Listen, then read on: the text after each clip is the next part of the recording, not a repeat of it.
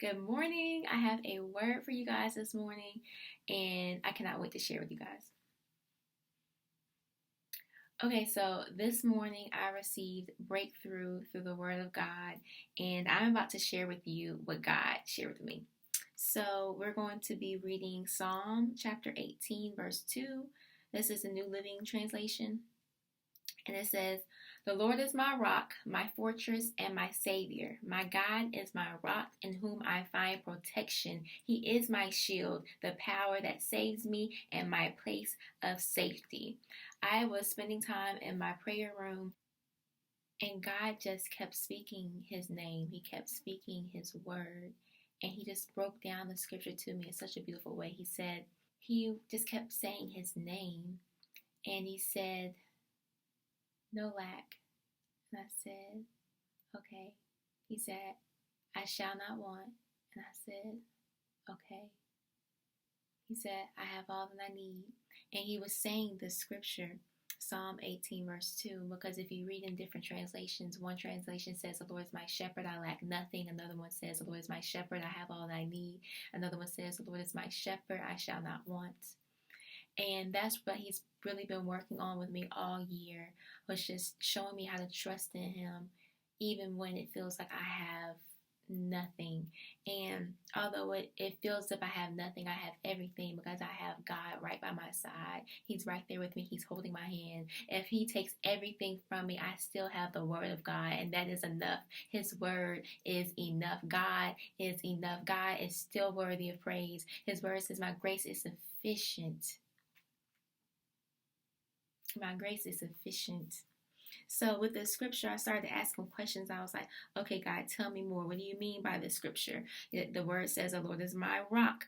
Rock, what does that mean? I started thinking about Moses and how Moses tapped into the rock and water began to gush out. And everyone who was thirsty began to drink that water.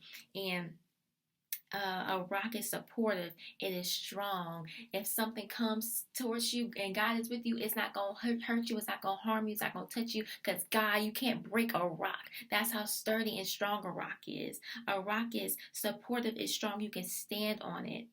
You can stand on God's word. You will not be shaken.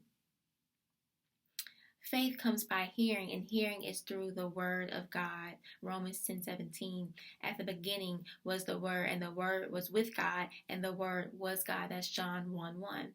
God's word says that, "But whoever drinks the water I give them will never thirst. Indeed, the water I give them will become in them a spring of water welling up to eternal life." That is John 4:14. Right after that verse, the woman who he is speaking to at the well, she says, "Tell me, how can I get some of this water?" And she ends up getting this testimony of how she met Jesus, and she ran to tell everyone, Jesus is. And it's just so beautiful. She said, "Come see about a man named Jesus. He told me everything I ever knew." So other questions I started asking him about Psalm 18:2 was fortress. Okay, what's fortress? Like, I know what it is, but I just want to know more about it. So I went to look up the definition, and some synonyms that came out were tower, stronghold, fort. The Lord is my tower. The Lord is my stronghold. The Lord is my fort. When you look up the definition, it talks about how he is your fortress in times of warfare. He is your fortress when your enemies are running up against you. When you read the definition, that's what it's saying. And then Psalm 18:2, it says, "The Lord is my savior." What is savior? Redeemer. The Lord spoke redeemer to me when I was in my prayer room. And so I said, "Okay, God, here you go talking about all these many names you have." And we just started going. We had an overview. We started studying. He just started reminding me of his name. And I was like, okay, Psalm 18:2, the Lord is. The Lord is. What is the Lord? The Lord is. He is. He is because he lives. For in Matthew 28, verse 6, it says that he is risen. Jesus died, he was buried, 3 days again later he rose again to eternal life, and that is the beauty of the resurrection of Jesus Christ. He died because he loved us so that we can be saved and reconciled back to him. In Jesus' name, amen. God, you're good. The Lord he is Jehovah Jireh. He's your provider. He is Jehovah Rapha. He is your healer. He is Jehovah Nisi. He is your banner of victory. And what the Lord spoke to me as I was falling asleep, I was just thinking, I was like, what is it about this scripture? What is it about this word? And he woke me up and he said, I am your father. Hallelujah. And when he spoke that, I said, God, all I could say was, Daddy. Daddy, and the peace of God consumed me. Hallelujah. Thank you, Father. It covered me like a blanket of joy. It covered me like a blanket of peace. It covered me like a blanket of comfort, coming from a person who lost their father, who no longer has a fleshly father. I understand that father wound. I understand how it can create anger. I understand how you can get frustrated because you feel rejected all the time. I understand that. I understand as a woman what it feels like to go and seek validation and rest in a man, because it's just different when you have a man wrapping his arms around you compared to a woman. Sometimes you just need that masculine touch. Sometimes you just need a man to just hug you. It's different. It's different from getting hugged from a female. It's different. But the Lord fills all voids. He binds up all wounds, and he fills you with his spirit. He says, if you drink from me, you will never thirst again. He is your father. It doesn't matter who rejected you. It doesn't matter who doesn't want you. It doesn't matter who you never met. It doesn't matter who walked out of your life. God says that he is. He is everything that you need. He is your shepherd. You lack nothing. He is your shepherd. You shall not want. He is your shepherd. You have all that you need. God is. Daddy is amazing. Daddy's incredible. And that's a word for someone. Someone needed that word. Someone needed that breakthrough through the word of God. Someone needed peace and healing through the word of God. In Genesis 2:7, it says that God was molding Adam while he was in the dust. In other words, God was using his childhood trauma to build him into a man. God was using what happened in his past to create him. God was using what happened in his life to mature him. Your pain has purpose. There's purpose behind your pain. There's purpose behind your pain. I don't know about y'all, but I done had some trauma happen in my lifetime that goes all the way back to my childhood, and it created some resentment and some bitterness and some emotions inside of me that had to be uprooted, because that's not God. Anger, resentment, bitterness, that's not God. That's not made in his image. That's not him. But God is your healer, and he came to heal you today, and he came to set you free by the blood of the Lamb in Jesus' name. You are set free in Jesus' name. You are redeemed by the blood of Jesus. He is your Father. You have everything that you need. God said to me through this word, later in Genesis 2:7, it says that, but there came a day when the Lord breathed on Adam, and he became a living being. What God spoke to me about that was that God is about to blow the dust right off of your mind in the name of Jesus. He's about to blow trauma right off of your mind. He's about to blow depression right off of your mind. He's about to blow that PTSD right off of your mind. God is coming. He said, I'm blowing the dust off of your mind. I'm blowing the chaff off of your mind. I'm blowing your enemies off your mind. I'm blowing that heaviness off of your mind. I'm blowing that anxiety and panic off of your mind. Because he is the true and living Lord, and the breath of life is in him. If it's in him, it's in you too. He's breathing on you. He's restoring you. He's reviving you. He's renewing you. He's redeeming you right now in Jesus' name. Raise a hallelujah, because God is good. He sees your pain. He sees your trauma. He sees your mind. You can't receive.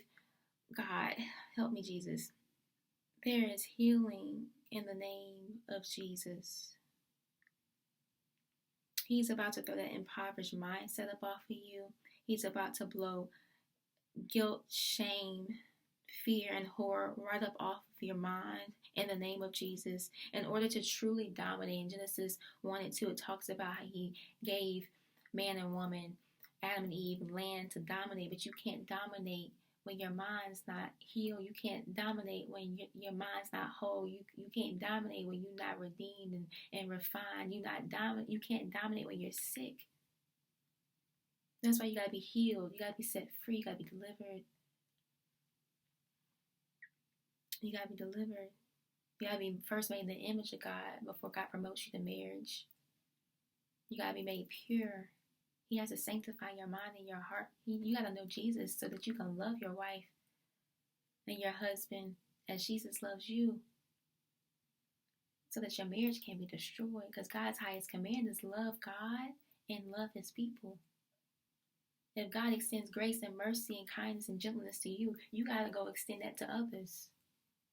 You got to know how to forgive quickly. I pray all the time. I said, God, give my husband and I the strength to forgive each other before the night is over. Do not let us go to sleep without forgiving each other. I don't believe in that sleeping in separate rooms. No. You need to be close to each other so that you can forgive. You need to wrap your legs around that person even though they just made you mad so that you can forgive. You need to have sex in your marriage so that you can forgive.